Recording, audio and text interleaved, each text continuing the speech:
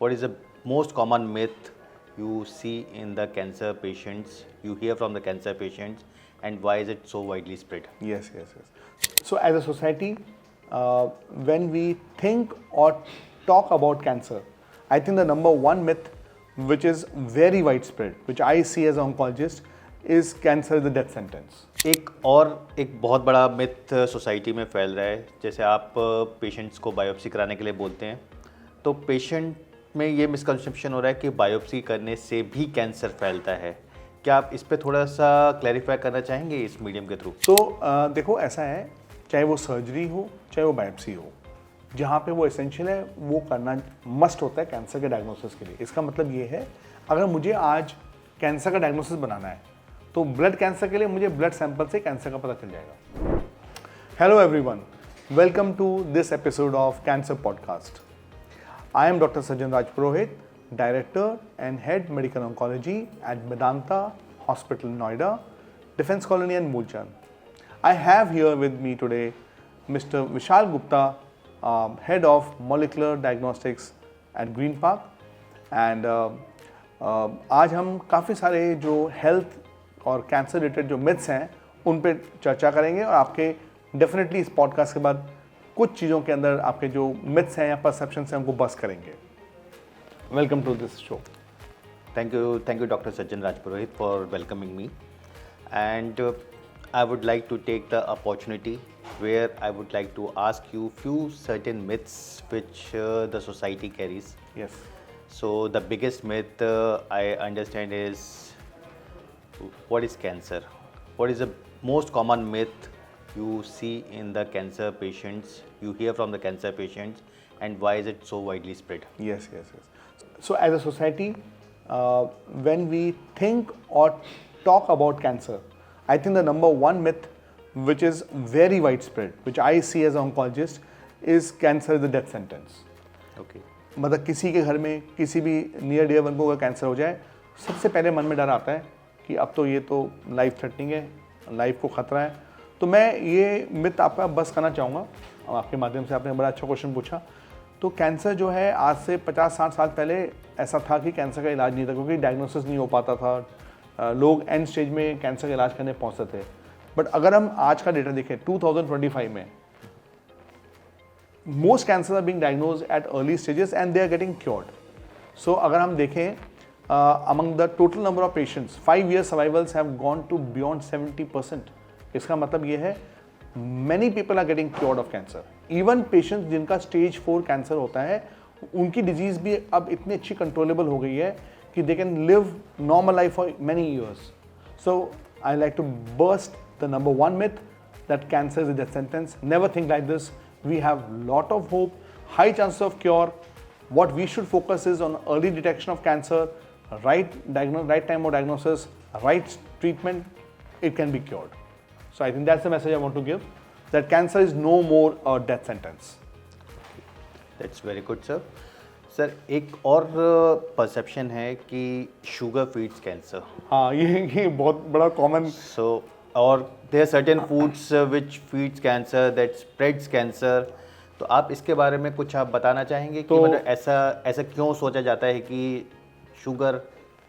विशाल जी, आपने जैसे ये क्वेश्चन पूछा, ये आई थिंक बहुत ही कॉमन मिथ है लोगों के अंदर कि शुगर से कैंसर होता है। ऐसा बहुत कॉमनली लोग, आप इंस्टाग्राम रील देख लीजिए, आप कुछ भी देखिए, कहीं भी आप इंटरनेट पे जाइए, आपको ये जरूर सुनने को मिलेगा शुगर से कैंसर हो रहा है।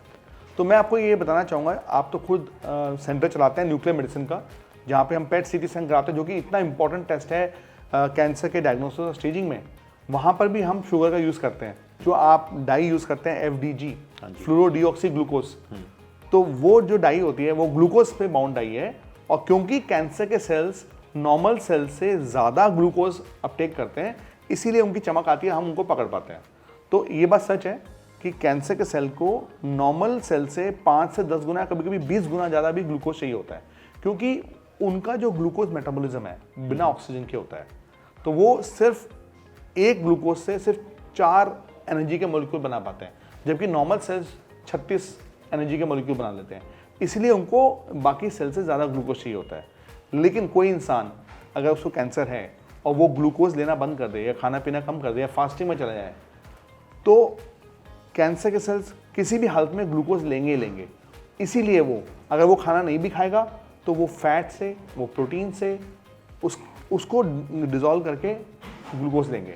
इसीलिए आपने देखा भी होगा कि जो कैंसर पेशेंट्स हैं जिनकी एडवांस स्टेजेस होते हैं उनका धीरे धीरे फैट और मसल मास वेस्ट होना शुरू हो जाता है, क्योंकि जो वो खाना खा रहे हैं, जितनी वो कैलोरीज ले रहे हैं, वो भी उनके लिए एडिक्वेट नहीं होता है। Now coming to role of sugar as a cause for cancer, तो sugar is not the cause for cancer और glucose is not the cause of cancer.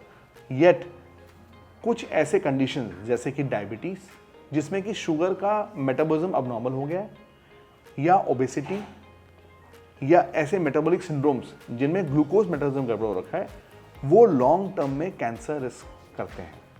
तो glucose is not the culprit, but somebody who has got a bad lifestyle or somebody who has got a condition where they have abnormalities in metabolism which include glucose, they are highly likely to get cancer. They have more chances than normal people to get cancer. So myth ये है sugar cancer करता है, बिल्कुल नहीं करता है। Sugar is very important for our body, glucose is the energy source for our body. इसीलिए cancer patients में हम बोलते हैं बैलेंस डाइट लीजिए, आप कार्बोहाइड्रेट लीजिए, फैट्स लीजिए, प्रोटीन्स लीजिए, मल्टीविटामिन लीजिए, ताकि आपकी डाइट बैलेंस हो और आपका कैलोरी इनटेक नॉर्मल इंसान से 20% बेटर ही चाहिए होगा हमारे को। तो I hope that I am able to bust this myth. Yes, somebody who has got diabetes, obesity, metabolic syndromes are more than normal population से ज़्यादा रिस्क है उनका कैंसर का, बट ग्लूकोज कोई डायरेक्ट लिंक नहीं है उसका कैंसर से। थैंक यू डॉक्टर सज्जन। एक बहुत बड़ा मिथ सोसाइटी में फैल रहा है, जैसे आप पेशेंट्स को बायोप्सी कराने के लिए बोलते हैं, तो पेशेंट में ये मिसकंसेप्शन हो रहा है कि बायोप्सी करने से भी कैंसर फैलता है। क्या आप इस पे थोड़ा सा क्लैरिफाई करना चाहेंगे इस मीडियम के थ्रू? ठीक है, तो पहले तो देखो, एज ए अवेयर पर्सन आप काफ़ी अवेयर हैं, तो पहले तो क्या आप मानते हैं, क्या आप कन्विंस्ड हैं कि बायोप्सी से कैंसर होता है? मैं तो बिल्कुल नहीं मानता, लेकिन सोसाइटी में, आपके सोशल सर्कल के अंदर ये एक मिसकंसेप्शन फैलता जा रहा है। तो आपके द्वारा, आपके मीडियम के थ्रू मैं ये क्लैरिफाई करना चाहता हूँ कि ये सच है या गलत है। यस, तो देखो ऐसा है, चाहे वो सर्जरी हो चाहे वो बायोप्सी हो, जहाँ पे वो एसेंशियल है वो करना मस्ट होता है कैंसर के डायग्नोसिस के लिए। इसका मतलब ये है, अगर मुझे आज कैंसर का डायग्नोसिस बनाना है तो ब्लड कैंसर के लिए मुझे ब्लड सैंपल से कैंसर का पता चल जाएगा, उसके लिए मुझे बायोप्सी की ज़रूरत नहीं है। लेकिन बाकी जितने भी सॉलिड ट्यूमर्स होते हैं उनका डायग्नोसिस एक्चुअली बायोप्सी से होता है। तो बायोप्सी क्या है?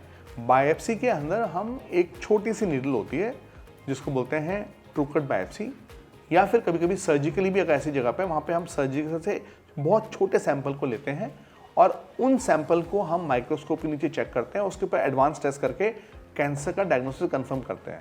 ये पूर्णतः सेफ होता है, इसमें कोई कैंसर के फैलने का या कैंसर के बढ़ने का रिस्क नहीं है। इसी तरह से लोग सर्जरी को लेकर भी भ्रमित रहते हैं कि सर्जरी करने के बाद हमारा कैंसर फैल गया। तो ये ऐसे भ्रम क्यों हुए? क्योंकि होता क्या है, बहुत बार हम मल्टीपल जगह पर पेशेंट को उनका एग्जैक्ट स्टेज नहीं बताते हैं। कभी कभी फैमिली मना करती है, कभी कभी पेशेंट उस समय घबराया हुआ होता है। तो होता ये कि उनकी डिजीज़ ऑलरेडी स्टेज 3 स्टेज 4 में होती है और हम बायोप्सी करते हैं और उसके बाद मान लीजिए ऐसे किसी 15-20% लोगों में दवाई का रिस्पॉन्स नहीं आया या उनकी डिजीज़ बाद में रिकवर हुई, तो वो उस बायोप्सी को ब्लेम करते हैं कि हम तो ठीक थे, बायोप्सी होने के बाद हमारा कैंसर फैल गया। तो मैं आपको ये आश्वस्त करना चाहूँगा, साइंटिफिकली ऐसा कोई डेटा नहीं है जिससे ये प्रूव होता हो कि बायोप्सी से या एक अच्छी ऑन्कोलॉजी सर्जरी से कैंसर फैलता है, बल्कि ये तो पहले स्टेप होते हैं कैंसर को क्योर करने के लिए। तो आप बिल्कुल निश्चिंत होकर बायोप्सी कराएं। उसके लिए बस एक ही बहुत अच्छी इंपॉर्टेंट चीज़ है कि जो आप ये बायोप्सीज करते हैं, इसके लिए स्किल्ड लोग चाहिए होते हैं। कि अगर बायोप्सी को लेने का तरीका अगर डॉक्टर को नहीं आता है, या ऐसे कोई सेंटर पे आप बायोप्सी करते हैं जो कि बायोप्सी लेना जानते ही नहीं है और वो नॉन ऑन्कोलॉजिकल तरीके से या ऑन्कोलॉजी के प्रिंसिपल्स को यूज़ ना करते हुए एक बड़े ही, मैं बोलूँगा, रैंडम तरीके से बायोप्सी करेंगे या वो स्पिल कर देंगे, तो ज़रूर उससे रिस्क हो सकता है, अदरवाइज ऐसा कोई रिस्क नहीं होता। Thank you doctor Sajjan. Next मेरा एक बहुत ही कॉमन, ये मेरे अंदर से भी है, क्योंकि जब हम बड़े हो रहे थे तो कीमोथेरेपी, जब कैंसर बात होती तो कीमोथेरेपी का नाम आता था। कीमोथेरेपी जब हम देखते थे पुराने ज़माने में, पेशेंट को बहुत हार्मफुल होती थी, पेशेंट के बाल चले जाते थे, एकदम पतले हो जाते थे, पेनफुल होती थी। मतलब इज इट कीमोथेरेपी इतनी हार्मफुल होती है? क्या ये मिथ है या ये सच है, या अब हमारी टेक्नोलॉजी ने इतना एडवांसमेंट ले ली है तो कि अब इसके बारे में आप थोड़ा सा बताएं तो बहुत अच्छा लगेगा मेरे पेशेंट्स को। तो मुझे लगता है कि देखो इसमें कुछ सच था, जो वो सच अभी तक लोगों के दिमाग में, जहन में घुस गया, और अब वो एक एज के बाद वो निकालना मुश्किल होता है।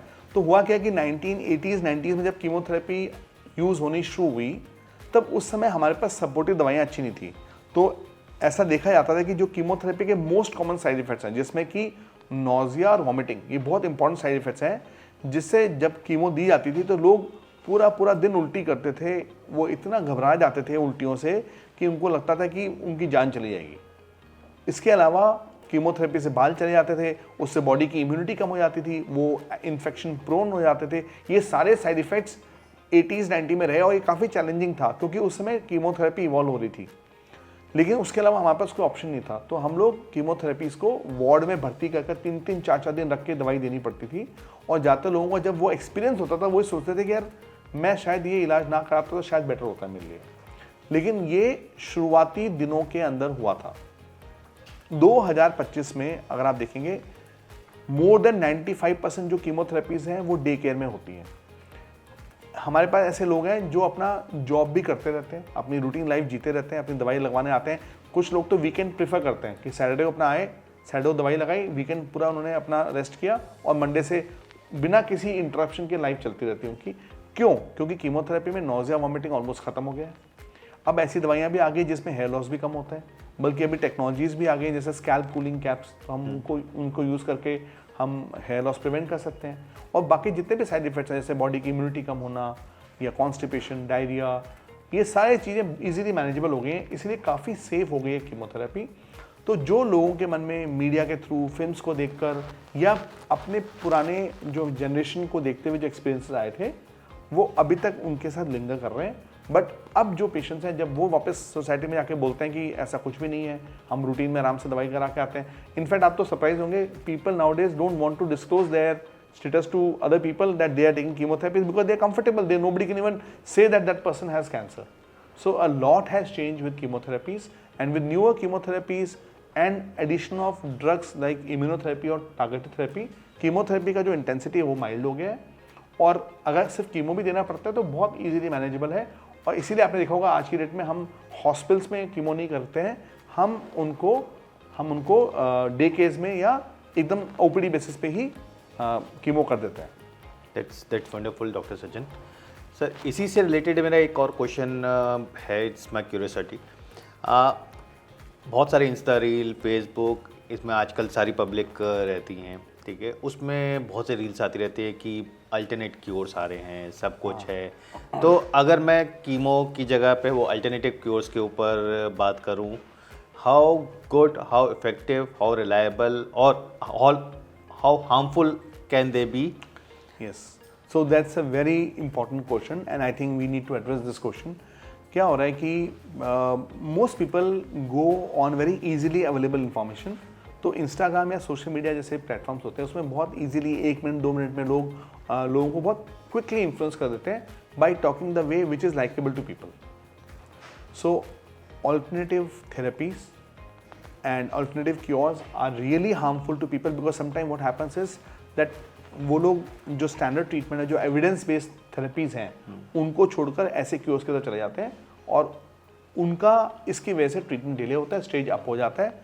और ये आई थिंक बहुत इंपॉर्टेंट मैसेज मैं देना चाहूँगा कि please do not fall into this quick fix और ईजी रिजल्ट और alternate therapies which is not being provided by any person who is doing evidence based medicine. That's so wonderful, doctor Sachin sir. मैं आपसे एक आखिरी सवाल पूछना चाहूँगा कि आप कौन सी सबसे बड़ी कैंसर मिथ है जो इस मीडियम के थ्रू बस्ट करना चाहेंगे कि जिससे पेशेंट एडवांसमेंट, पेशेंट की अंडरस्टैंडिंग, पेशेंट की केयर में उनको हेल्प मिल सके, बिकॉज बहुत सारी मिथ्स चल रही हैं।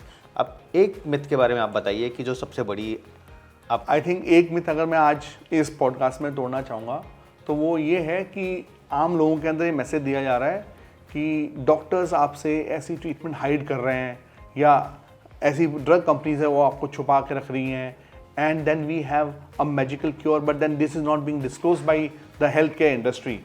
तो ऐसा बहुत सिंपलिस्टिक व्यू ऑफ कैंसर लोगों के बीच में प्रोपेगेट किया जा रहा है कि ऐसा कुछ क्योर है जो कि डॉक्टर्स और हेल्थ केयर इंडस्ट्री आपको नहीं बता रही है। ऐसा कुछ नहीं है। कैंसर एक कॉम्प्लेक्स डिजीज़ है। In fact cancer is a group of 250 diseases और उनका हर एक का इलाज एक स्पेशलाइज्ड टीम ऑफ डॉक्टर्स मिलके करते हैं। अगर आप राइट टाइम पे जाके एक अच्छे सुपर स्पेशलिटी हॉस्पिटल में या टर्शरी केयर हॉस्पिटल में जहाँ पे टीम ऑफ ऑन्कोलॉजिस्ट हैं वहाँ पे ट्रीटमेंट कराएंगे, तभी आपके रिजल्ट्स बेटर होंगे। तो इस तरह के मिथ्स में या ऐसे डिसबिलीफ में ना विश्वास करें और अच्छे सेंटर में जाएं और अपना ट्रीटमेंट कराएं, तभी आपका जो कैंसर है वो हाईली क्यूरेबल होगा और आपके रिजल्ट्स अच्छे होंगे। Thank you doctor Sajjan, thank you for your time, thank you. Thank you so much, Vishal ji. Thank you so much. So friends, my message to you to conclude is that no cancer. Cancer को जानो to have no cancer. Cancer को ख़त्म करने के लिए knowledge बहुत ज़रूरी है. So my message will be no cancer to no cancer.